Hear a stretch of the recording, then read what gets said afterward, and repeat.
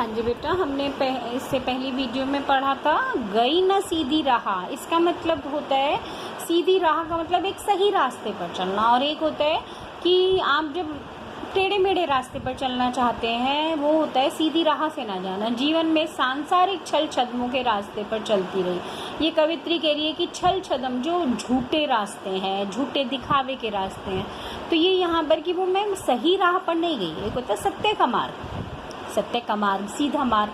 तो कवित्री यहाँ कह रही है कि मैं जीवन में सांसारिक छल छद्मों के रास्ते पर कि मैंने कभी भी सही मार्ग नहीं, सत्य का मार्ग नहीं अपनाया, कि मैं ऐसे ही झूठे सच्चे रास्ते पर चलती रही। सूक्ष्म सेतु का क्या अर्थ है?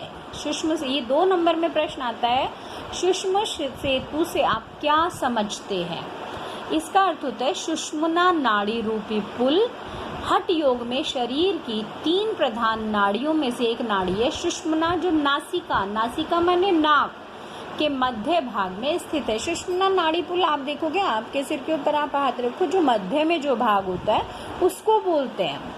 आप सब अपने सिर के ऊपर हाथ रख के देखिएगा, तो आपके सिर के मध्य में आप देखोगे, बहुत छोटा बच्चा होता है तो माँ कहती है यहाँ पर नहीं हाथ रखना, यहीं पे प्राण है। तो यही सुषुम्ना नाड़ी रूपी चीज़ है। तो वो कहती है कि मैं हठ योग में रही।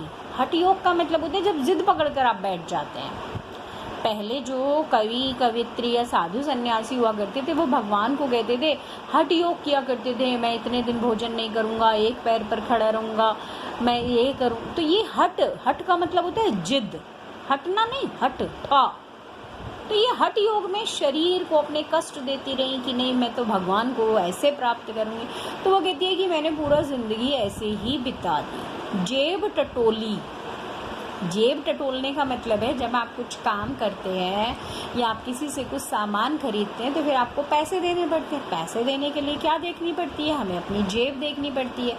अब यहाँ पर जीवन के बारे में बात कर रहे हैं, तो हमारे जो कर्म हैं, हमारे जो कर्म है उन्हें ही कवित्री कहती है मैंने आत्मालोचन किया, मैंने सोचा। अब आप सुबह से शाम तक काम करते रहे, रात को बैठकर कभी जेब टटोलना मतलब सोचना कि आपने पूरे दिन में कोई अच्छा काम किया, ये होता है आत्मालोचन करना। आत्मालोचन करने का मतलब अपने आप फिर से सोचना, समझना कि मैंने क्या किया, पूरा जीवन कैसे बिता दिया।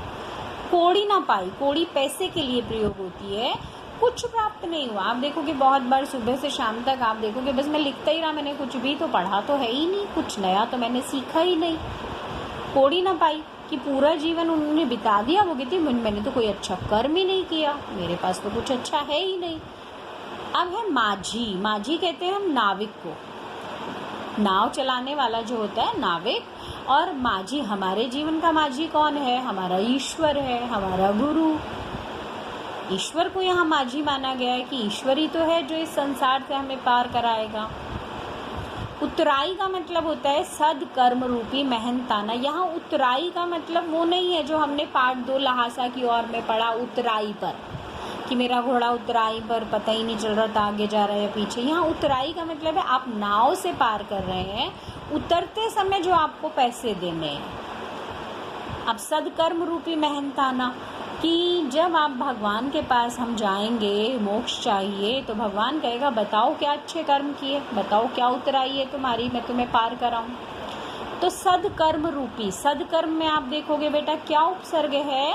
सद, और मूल शब्द क्या है? कर्म।